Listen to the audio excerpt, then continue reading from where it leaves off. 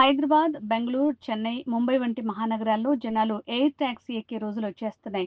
Road మీద auto లేదా taxi ఎక్కినట్టుగా air taxi ఎక్కి గాల్లో ప్రయాణించే సదుపాయం రాబోతోంది.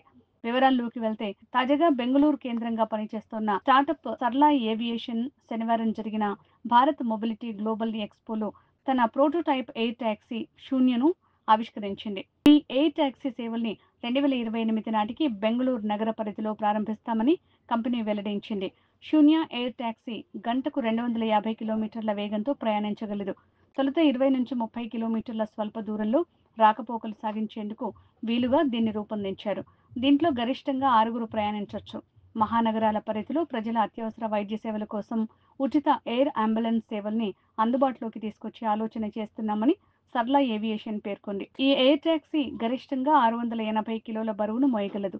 తొలుత బెంగళూరులో ప్రారంభించిన తర్వాత ముంబై, ఢిల్లీ, పూణే సహా నగరాలకు ఎయిర్ టాక్సీ సేవల్ని విస్తరింపజేస్తామని కంపెనీ తెలిపింది. పట్టణ ప్రాంతాల్లో అత్యవసర వైద్య అవసరాల్ని తీర్చడానికి ఉచిత ఎయిర్ అంబులెన్స్ సేవలను ప్రారంభించాలని యోచిస్తున్నట్లు సరళ ఏవియేషన్ ప్రకటించింది.